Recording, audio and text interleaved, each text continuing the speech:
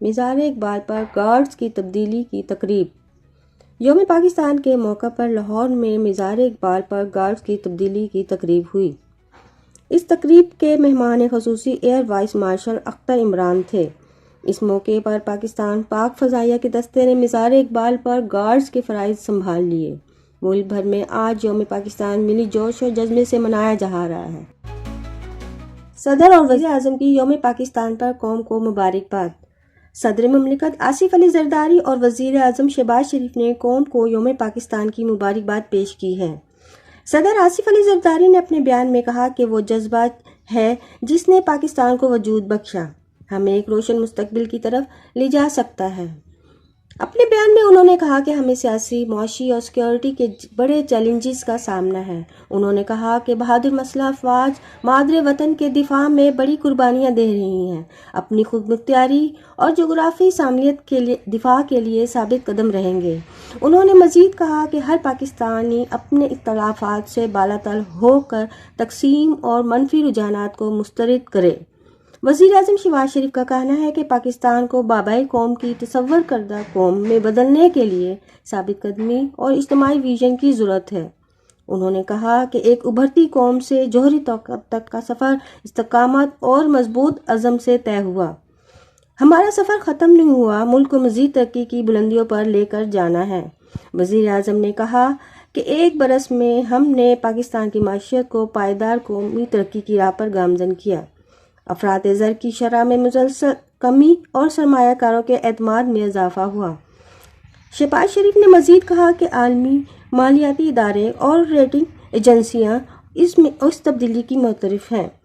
درست پالیسیوں، نیک نیتی اور قومی اتحاد سے ہم معاشی خوشحالی حاصل کر سکتے ہیں۔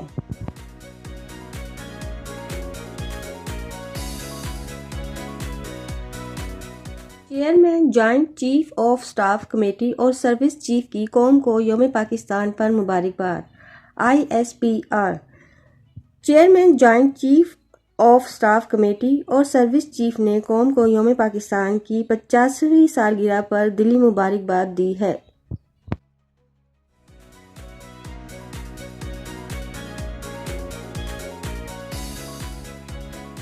سندھ حکومت نے عوام کو اضافی کرایوں سے بچانے کے لیے عید الفطر پر ٹرانسپورٹ افسران کی چھٹیاں منسوخ کر دیں۔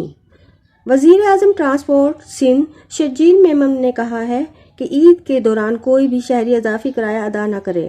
اپنے بیان میں ان کا کہنا تھا کہ زائد کرایہ وصول کرنے والے ٹرانسپورٹرز کے خلاف کارروائی ہوگی۔ شرجیل میمن نے کہا کہ عوام اضافی کرایہ دینے کی بجائے شکایت درج کرائیں تاکہ حکومت ایکشن لے سکے۔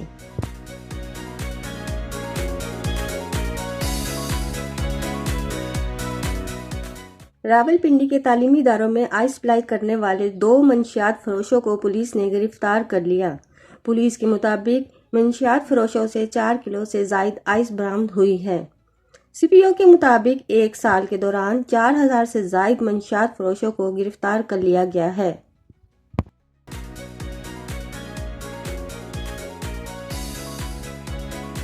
پاکستان کے بڑے شہروں کو موسمیاتی تبدیلی کے خطرات لاحق۔ واٹر ایڈ کی جاری کردہ ایک رپورٹ میں خبردار کیا گیا ہے کہ لاہور، فیصل آباد، راولپنڈی اور کراچی سمیت پاکستان کے متعدد شہر موسمیاتی تبدیلی کے بڑھتے ہوئے خطرات کا سامنا کر رہے ہیں۔ پرانا انفراسٹرکچر، قابل استعمال پانی اور صفائی کا نظام مفلوج، منصوبوں میں واش کو شامل کیا جائے۔ پاکستان کے شہری انفراسٹرکچر کو اس کا مقابلہ کرنے میں دشواری ہو رہی ہے۔ رپورٹ میں یہ بتایا گیا کہ پاکستان کے شہری علاقوں سمیت دنیا بھر کے 20% شہر شدید نمی یا شدید خشکی جیسے حالات کی جانب بڑھ رہے ہیں۔ سیلاب میں اضافہ صفائی کی سہولتوں کو نقصان پہنچا رہا ہے، بیماریوں کے پھیلاؤ کا سبب بن رہا ہے اور سروسز کو شدید متاثر کر رہا ہے۔ ماہرین نے خبردار کیا ہے کہ ڈے زیرو کا منظر اب قریب آ رہا ہے اور پانی کی فراہمی میں بدترین کمی واقع ہو سکتی ہے۔ اس صورتحال کے تناظر میں واٹر ایڈ نے پالیسی سازوں سے درخواست کی ہے کہ پبلک پرائیویٹ پارٹنرشپ کے ذریعے موسمیاتی طور پر مضبوط واش سسٹم میں سرمایہ کاری کی جائے۔ شہری مراکز کے لیے موسمیاتی منصوبوں میں واش کو شامل کیا جائے۔ ان منصوبوں میں غریب طبقات، بالخصوص خواتین اور لڑکیوں کو ترجیح دی جائے واٹر ایڈ پاکستان کے کنٹری ڈائریکٹر میاں محمد جنید نے کہا ہے کہ پاکستان کے شہر پہلے ہی پانی اور صفائی کے مسائل کا شکار ہیں۔